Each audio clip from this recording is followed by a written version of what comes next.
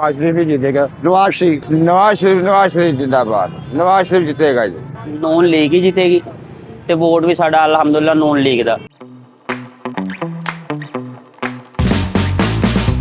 यहाँ के लोगों की क्या राय है, कारोबारी हलकों से भी पूछते हैं और आम आवाम से भी कि अगला इलेक्शन कौन सी पार्टी अपने नाम करवाएगी, अगला इलेक्शन कौन सी पार्टी जीतेगी और क्यों? लग तो नवाज शरीफ ही रहा है क्योंकि वो बाहर से आए हैं, हालात ही ऐसे हैं मुल्क के। जाहिर बात है अगर कुछ लोगों ने बुलाया है तो फिर कुछ करेंगे ही ना, इस वजह से ही है। इसी हल्के से ज्यादा लग तो यही रहा है कि नवाज शरीफ ही जीतेगा बाजार के आले दुआले से जो हालात है, क्योंकि कारोबारी आदमी है, वो समझता है चीज को, जो महंगाई ने हालात कर दी है। पीटीआई ने की किया, कहते 50 लाख मकान देने, आ करना, नौकरियां करनी, आ देना, असीं तो करोड़ां दे धक्के खाने आ। इन्हां दी वजह तो नून लीग वाले आए तो खुशहाल हो गए आ। इन्हां दी कोई गलती दसो, एक भी गलती साबित करो नून लीग दी, जो कोई सजा भुगतन नूं तैयार आ।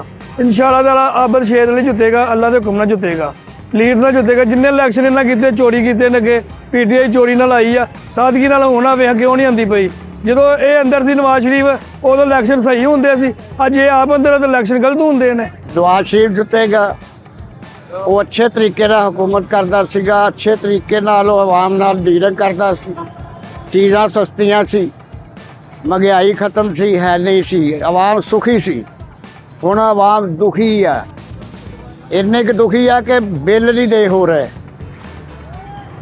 दुनिया भांडे बेच के बिल दे रही है। और इस तो बाद की हो सकता है? तो फिर कौन वजीर आजम बनेगा? नवाज शरीफ। नवाज शरीफ जिंदाबाद। नवाज शरीफ जीतेगा जी। इस गल तो जीतेगा, क्यों जीतेगा? और वो अच्छा बंदा जी, वो है ही अच्छा बंदा वा।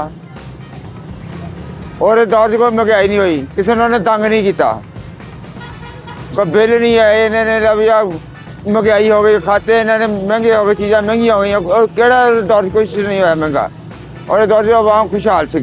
इलेक्शन पहले तो उम्मीद नहीं कि हो इलेक्शन, अगर होगी तो ये मुस्लिम लीग नून का गाड़ है।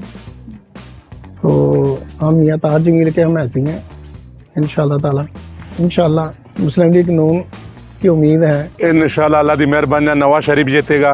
नवाज शरीफ ने बहुत अच्छे काम किए हैं, मतलब अच्छा आदमी है, अच्छा जहन वाला आदमी है।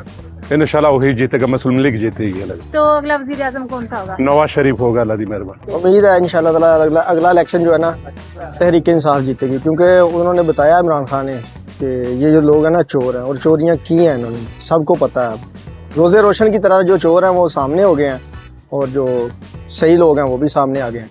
अब छुपी डकी छुपी कोई बात नहीं ऐसी रही कि लोग धोखा खाएं। इंशाल्लाह उम्मीद है कि लोग इस बार धोखा नहीं खाएंगे। जो इस वक्त जो सूरत हाल नज़र आ रही है वो वैसे नवाज शरीफ की नज़र आ रही है, क्योंकि पीटीआई के तो वैसे खिलाफ हुए हैं साथी भाई, और सरकारी लोग तो वैसे आपको पता है जो हालात है उनके। नवाज शरीफ भी फर्स्ट जा रहा है इस वक्त। तो अगला वजीर आजम कौन होगा? नवाज शरीफ। नून लीग ही जीतेगी ते वोट भी साडा अल्हम्दुलिल्लाह नून लीग दा इंशाल्लाह ताला, क्योंकि साडे हल्के जाके देखो, मैं अजमल दा हल्का वा, ठिकरी वाला तो ला के बाईपास तो ला के डंडियाल तक एक रोड डबल हो रहा। दूसरे नंबर ते साडी आबादी दे 16 सारे नून लीग ने लवाए, नून लीग ही काम करना था। वजीर आजम कौन बनेगा? नवाज शरीफ। इलेक्शन की गहमा गहमी अरूज पर है। 90 लाख की आबादी के जिला फैसलाबाद में 51 लाख से ज्यादा वोटर्स मौजूद हैं, जबकि यहाँ कौमी असम्बली के 10 जबकि सूबाई असम्बली के 21 हल्के मौजूद हैं। यहाँ वोटर्स की बात की जाए तो 27 लाख से ज्यादा मर्द हजरात, जबकि 23 लाख से ज्यादा खवातीन वोटर्स हैं, जो कि इलेक्शन में अपना हक राय दही इस्तेमाल करेंगी। सना रऊफ, फैसलाबाद।